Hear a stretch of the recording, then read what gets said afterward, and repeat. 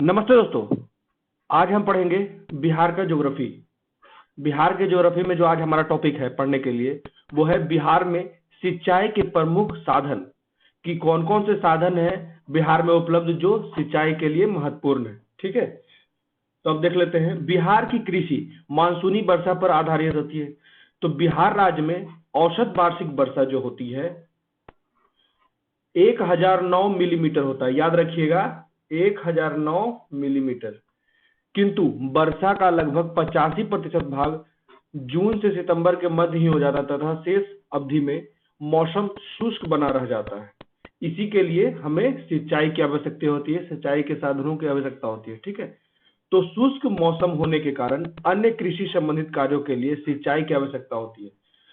वर्षा की मात्रा और वितरण में भिन्नता के कारण राज्य के कुछ हिस्सों में बाढ़ तथा कुछ हिस्सों में सूखे की स्थिति उत्पन्न हो जाती है। अभी तक तो जो लोग मैं रेगुलर देखते हैं उन्हें पता होगा कि कहाँ बाढ़ आता है कहाँ सूखा। तो उत्तरी बिहार में बाढ़ आती है और दक्षिणी बिहार में सूखा आता है। ठीक है, सिंचाई कृषि आधारित अर्थव्यवस्था को मूलभूत संरचना उपलब्ध कराती है। कृषि उत्पादकता में वृद्धि करने के लिए सिंचाई एक महत्वपूर्ण कारक है। मतलब कि कृषि की उत्पादकता में वृद्धि करने के लिए सिंचाई एक महत्वपूर्ण कारक है।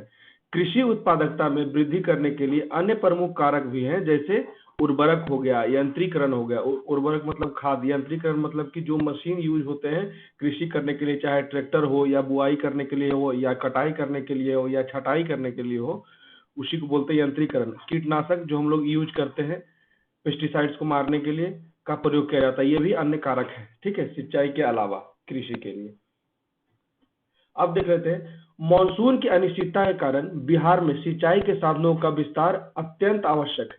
वर्तमान समय में कृषि की आवश्यकता में वृद्धि हेतु सिंचाई सुविधाओं के विकास में सरकार द्वारा सकारात्मक प्रयास किया गया है, जिससे सिंचाई के साधनों का तेजी से विस्तार हुआ है। बिहार में सिंचाई का कुल क्षेत्र 117.54 लाख हेक्टेयर है। ठीक है, बिहार में सिंचाई का जो कुल क्षेत्र है 117.54 लाख हेक्टेयर है, जिसमें बृहद एवं मध्यम सिंचाई की क्षमता 53.53 लाख हेक्टेयर है, जबकि लघु सिंचाई की क्षमता 64.01 लाख हेक्टेयर है। वर्तमान में बिहार में मात्र 63.46 लाख हेक्टेयर की सिंचाई क्षमता विकसित की जा सकी है, जो कुल अनुमानित क्षमता 117.54 लाख हेक्टेयर का मात्र 57.4% है। ठीक है, बिहार में सिंचाई के प्रमुख साधन कौन कौन से हैं?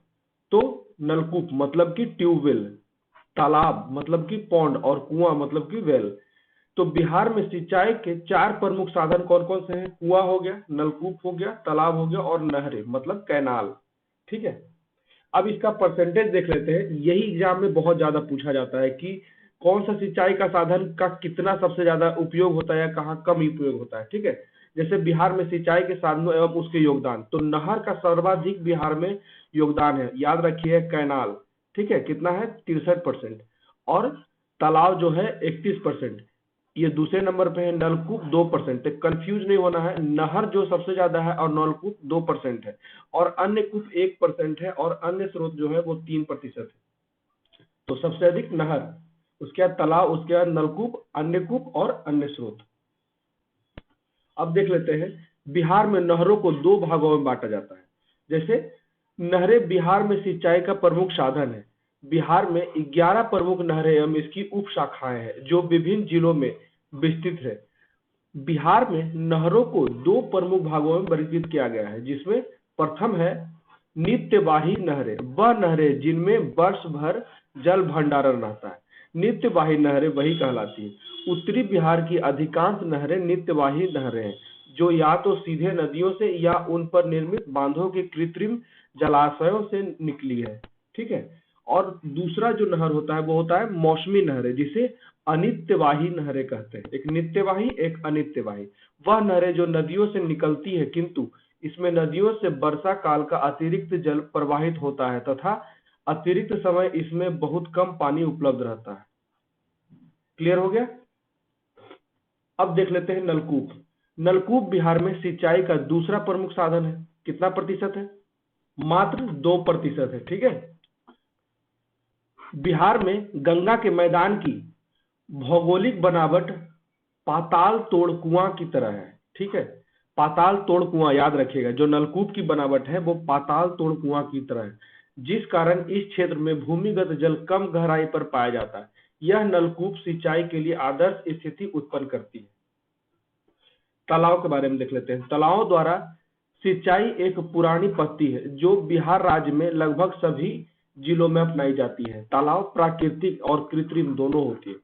इसमें जल का भंडारण, इसमें कंफ्यूज नहीं होना है कि तालाब जो होता है दोनों तरह का होता है, ना तो कृत्रिम सिर्फ होता है ना तो प्राकृतिक। प्राकृतिक भी उपलब्ध है और कृत्रिम भी उपलब्ध है। कृत्रिम तो सभी जानते हैं कि इसे इंसान व्यक्ति अपने जरूरत के अनुसार से बनवाता है या मछली पालन के लिए, मत्स्य पालन के लिए उपयोग करता है, ठीक है।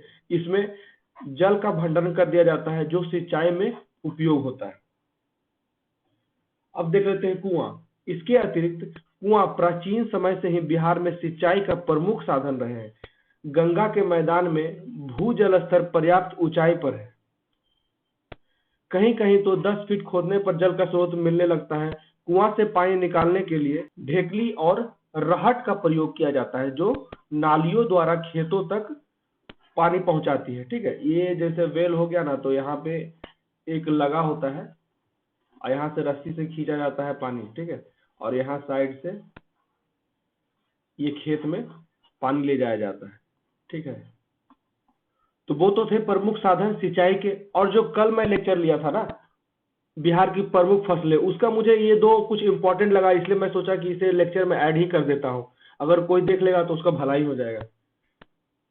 तो बिहार की प्रमुख फसलें और उसके उत्पादक क्षेत्र कौन कौन से हैं, जैसे चावल हो गया, तो चावल के लिए कौन कौन सा क्षेत्र महत्वपूर्ण है, तो चंपारण, पूर्णिया, वैशाली, सारण, सिवान, गोपालगंज, समस्तीपुर, पटना, मेनली चावल सभी जिलों में होता है।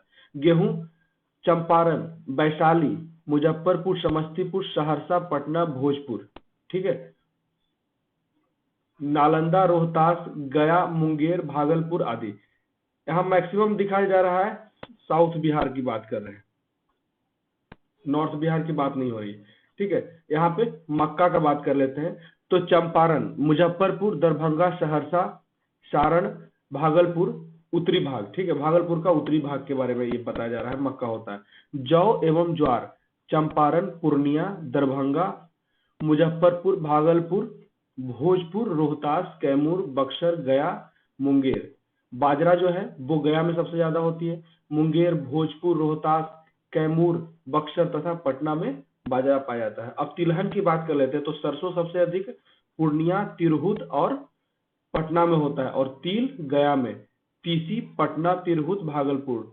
अब दलहन की बात कर लेते हैं। वो तिलहन था, ठीक है, और ये दलहन है। अरहर दरभंगा, मुजफ्फरपुर, सारण, गया। चना जो है वो पटना, भोजपुर, रोहतास, कैमूर, बक्सर, गया, मुंगेर। और मसूर जो है वो पटना। तो दो दाल का जो है सबसे पहला नाम पटना ही है, गया और चंपारण, ठीक है। अब व्यावसायिक फसलें जो है, व्यावसायिक फसलें मुख्यतः उपयोग की जाती है कि उससे कुछ नकदी कमाया जाए, ठीक है। जैसे गन्ना हो गया, तो गन्ना खाकर इंसान अपनी एक बार का शौक पूरा कर सकता है, लेकिन अपनी संतुष्टि नहीं हो सकती उसे, ठीक है।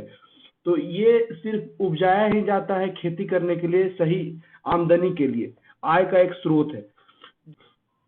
गन्ना मुख्यतः चंपारण, सारण, सिवान, गोपालगंज, गया, दरभंगा, मुजफ्फरपुर, भागलपुर, भोजपुर, रोहतास, कैमूर, बक्सर, पटना, मुंगेर में है। और जूट जो है, जूट हमेशा याद रखिएगा कि वो ईस्टर्न बिहार में है, ठीक है।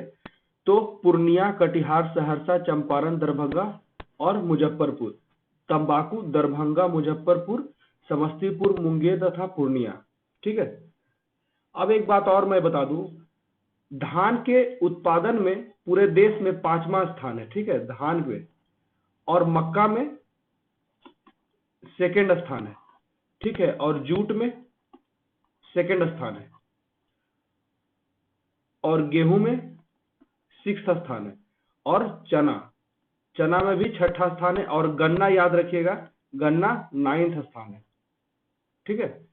अब देख लेते हैं कुछ और महत्वपूर्ण चीजें, जैसे तंबाकू में 6ठा स्थान है देश में, लाल मिर्च में दूसरा, जौ में तीसरा और तिलहन में 7वां। अब देख लेते हैं गेहूं का सर्वाधिक उत्पादक कौन सा स्थान है, बागमती के कछार में। मक्का का अधिकांश उत्पादन गंगा के उत्तरवर्ती भाग में। ज्वार की सर्वाधिक उत्पादन शाहाबाद क्षेत्र। गन्ना उत्पादन में अग्रणी जो है गंडक एवं कोशी का मध्य मैदानी क्षेत्र, ठीक है। सर्वाधिक जूट उत्पादन पूर्णिया, ठीक है। सर्वाधिक मसूर उत्पादन पटना, दाल का भी बोला ही था, 2 जगह पटना ही है। सरसों का सर्वाधिक प्रति हेक्टेयर उत्पादन पूर्णिया, सरसों का याद रखिए। अब ये देख लेते हैं, चावल, गेहूं, मक्का व दलहन के उत्पादन व उत्पादकता में अग्रणी जिले कौन कौन है। तो चावल के उत्पादन में रोहतास सर्वाधिक है, 9-10 में भी और 10-11 में, रोहतास याद रखिएगा। उसके बाद उत्पादकता रोहतास ही है और इधर भोजपुर है, ठीक है। गेहूं में उसका उत्पादन रोहतास करता है, रोहतास करता है उत्पादकता खगड़िया और गोपालगंज। मक्का में उत्पादन तो करता है खगड़िया, सहरसा जो, और उत्पादकता है वो सहरसा और अररिया, ठीक है। दलहन में उत्पादन करता है पटना और उत्पादकता है भोजपुर और गोपालगंज, ठीक है। ये एक छोटा सा था जो मुझे लगा कि ऐड कर देना चाहिए। अब देख लेते हैं बिहार में विभिन्न फसलों के अंतर्गत क्षेत्रफल के प्रतिशत को कैसे कैसे हम डिफाइन करते हैं। तो खाने के लिए जो खाद्यान्न है उसके लिए जो हम क्षेत्रफल उपयोग करते हैं 93.47%, ठीक है। अनाज के लिए 86.57%, दलहन के लिए 6.90%, तिलहन के लिए 1.52%, रेशेदार फसलें के लिए 1.66% और गन्ना के लिए 3.35%, याद रखिएगा, ठीक है। तो ये था हमारा लेक्चर जो बिहार में कुछ महत्वपूर्ण कृषि के साधन के रूप में हम लोग डिफाइन किए कि नलकूप का कितना उपयोग होता है, कुआं का कितना उपयोग होता है, नहरों का कितना उपयोग होता है। तो इसी तरह कैसा लगा मेरा वीडियो प्लीज मुझे कमेंट करके बताएं और मेरे वीडियो को लाइक करें, शेयर करें और मेरे चैनल को सब्सक्राइब करें। Thank you.